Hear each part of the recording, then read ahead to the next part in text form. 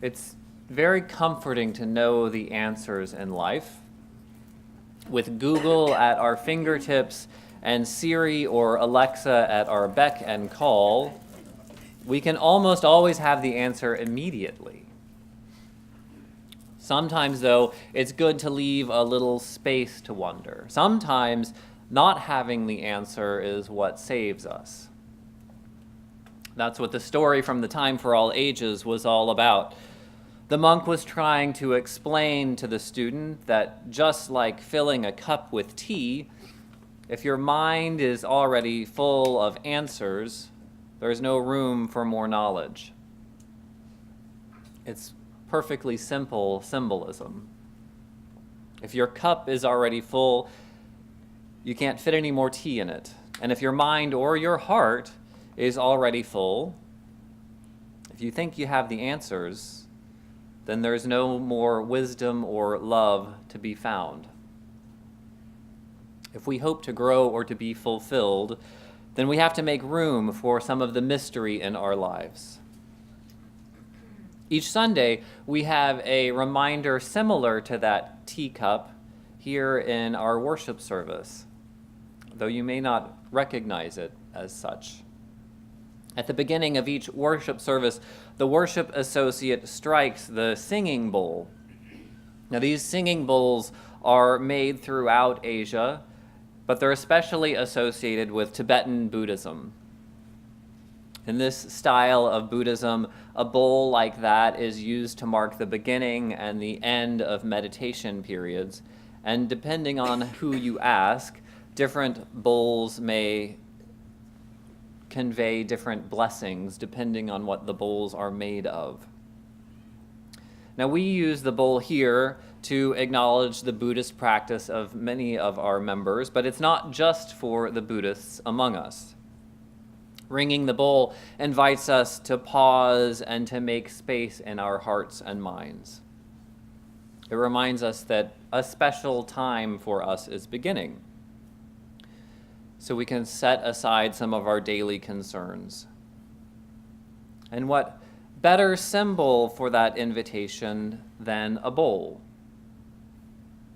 A bowl is all about the space inside of it, after all. Without that space, we just have a heavy lump of brass. And you might get an impressive thud if you whacked that really hard, but it certainly isn't going to ring without the space hollowed out inside of it. The space in the bowl is what allows it to resonate. So too with us. Openness and receptiveness makes growth possible. That ringing every Sunday invites us to let go of some of our own agenda, to make space in our hearts and minds so that we can pay attention to the moment. Now, openness isn't just a particular spiritual practice, being aware of the sacred. It's also allowing what we think we already know to expand beyond preconceived limits. For me, one of the most important pieces of opening has been around my understanding of family. I first began to learn about family from my family, my mom and dad and my brother. We were pretty tight for a very long time. In fact, we still are. It was about as loving and supportive of a home as anyone could reasonably expect or hope for. And we're still close. My idea of family, though, started to crack open a little bit when I was in college. Pretty early in college, I came out as gay, and it was difficult. Or at least I thought it was difficult until I heard the stories of my fellow students at the University of Oklahoma. For some of them, coming out meant being immediately rejected from families and literally thrown out of the house. For some, the response was insistence on seeking conversion therapy. And some of them just simply knew that coming out was not an option and probably wouldn't be for a very long time. So my friends and I began a tradition of having our own Thanksgiving that we celebrated near the time of the actual holiday. And I know gathering friends around that time isn't uncommon. I've even heard it referred to as Friendsgiving. In our community, though, it took on a deeper meaning. We knew that in our gathering, we weren't just friends sharing a meal, we were family for one another. We were the group of people that knew, loved, and supported each other. It was a sense of home. I'm forever grateful that I didn't need a chosen family in the way many of my peers did. But I also knew that gathering a supportive community was, for those years together, as real a family as some of us could hope for. In college, I learned that family isn't just about the house you grew up in. It's about where you're welcomed and loved for who you are. Another decade later, my definition of family got expanded yet again. My immediate family that I spoke of earlier, my brother and my mom and my dad, that's my adoptive family. And they're awesome and they are enough. But when I was 28, somewhat out of the blue, I was contacted by my birth parents. Until that time, I hardly knew anything about them. Slowly, over the past 10 years, we've gotten to know each other. But at first, we were complete strangers. Other than looking alike and knowing some vague story about how and when I was born, we hardly had anything in common. As time passed and we got to know and care about each other more deeply, I struggled with what to call them, what category of person in my life to put them in. Eventually, I was reminded of what I had learned in college about family. Family doesn't just mean the two parents and their children who live together in the house with the white picket fence. It's a flexible and expandable idea. It includes those people that have deep connection with you. And eventually I got more comfortable with using the word family to describe my birth parents. It's different from the family I grew up with or the chosen family of my friends, but it's family. Those two periods of my life and the expansion of understanding of family were pretty tectonic shifts. Just as my vocabulary opened up a little bit, my heart opened up as well. And as I was thinking back on those times this week, they were some of the most spiritually engaged times of my life. Opening our hearts to people is scary stuff. It's vulnerable stuff. As I think back, I don't think that I could have done it.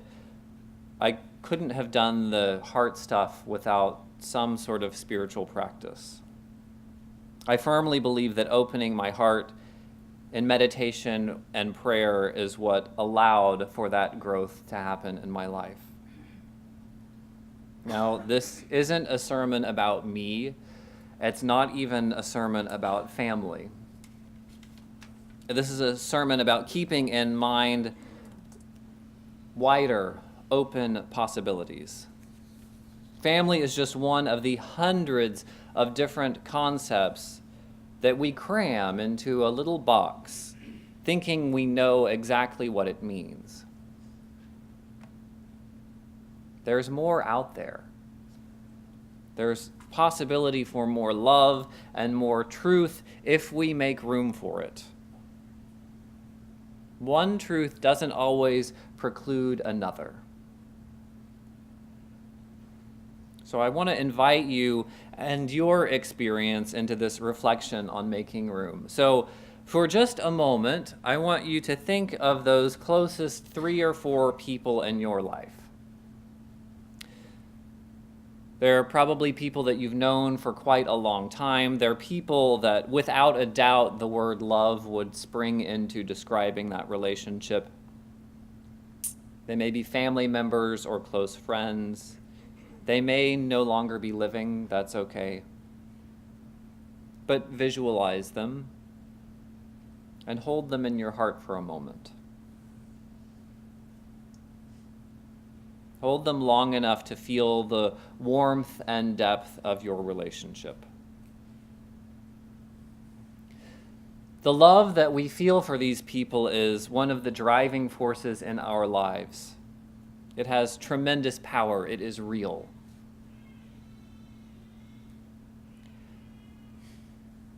That feeling you have is also a biological and sociological phenomenon.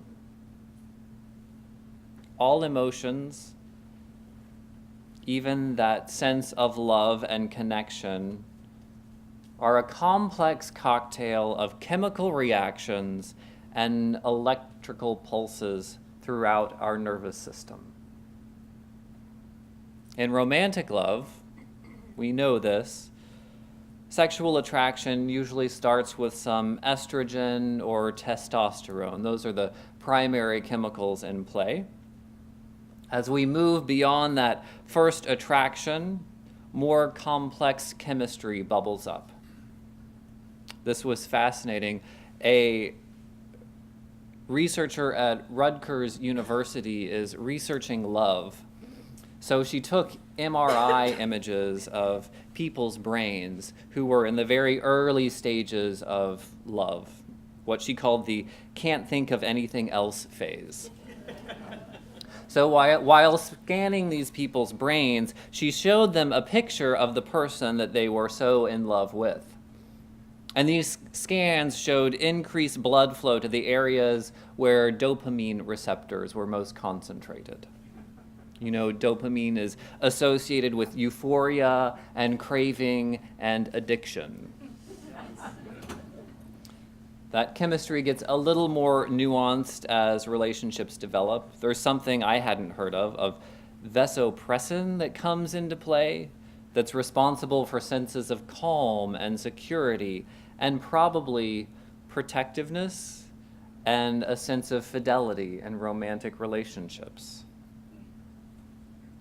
And then really the most important love potion for us as humans is oxytocin.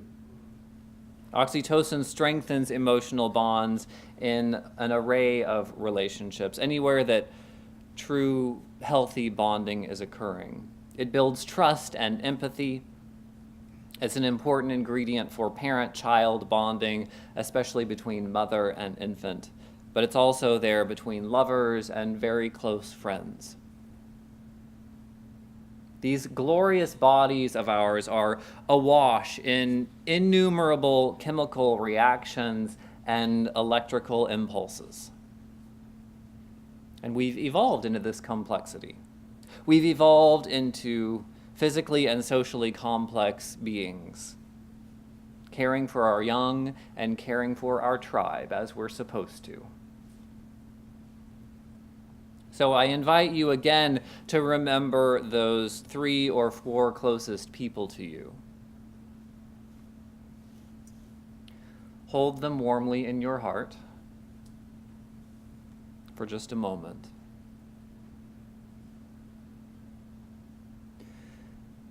After hearing and thinking about the scientific drivers of those relationships, are they any less real in your life?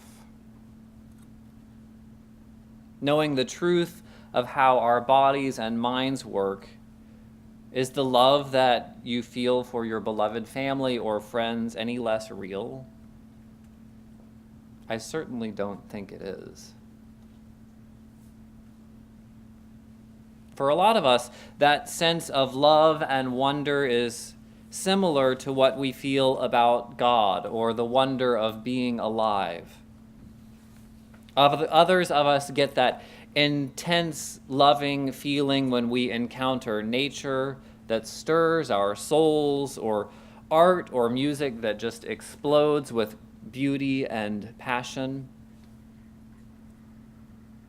There's a whole thread of religious expression that crosses a lot of different traditions that uses romantic language, love language, to talk about the divine. You may be familiar with the Sufi Muslim poetry of Rumi. He regularly referred to the divine as beloved.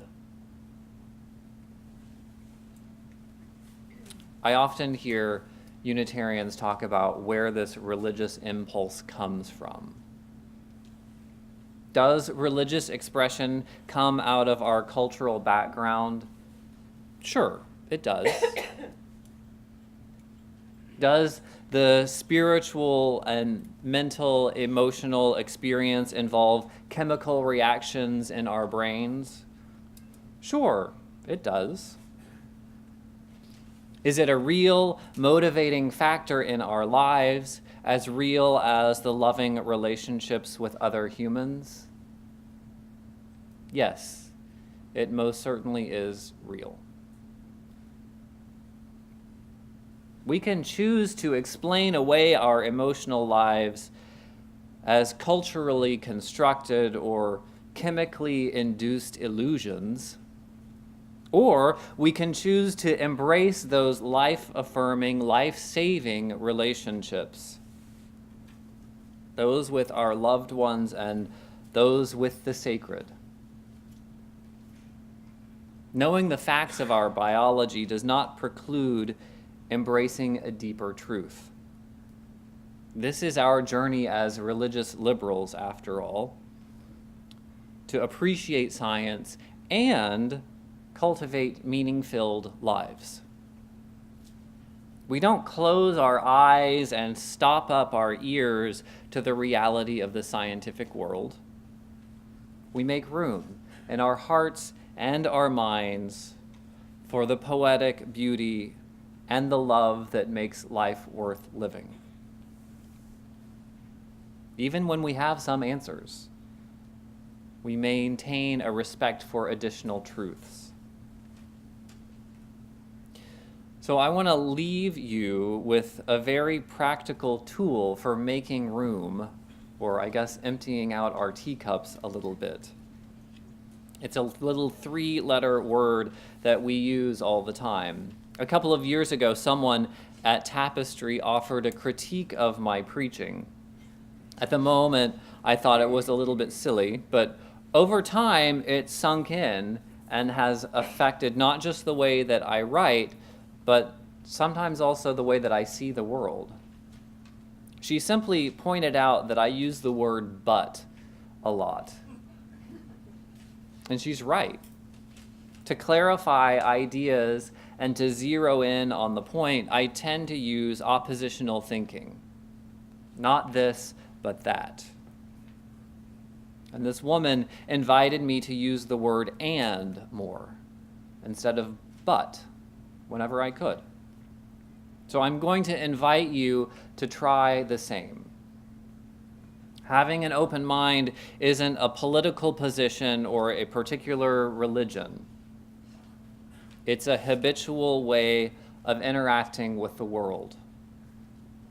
And we can shape our mental habits by paying attention to our language. So try substituting the word but with the word and give it a try. It opens the world to new possibilities. One fact doesn't necessarily eliminate another possibility. The electrochemical basis of our emotional lives does not negate the reality of our love. The social conditioning of our human community does not mean our faithful response to the universe is untrue. If we hope to be moved, to grow, and to learn, then we have to make room for the mystery in our lives, and the possibilities are endless. Amen.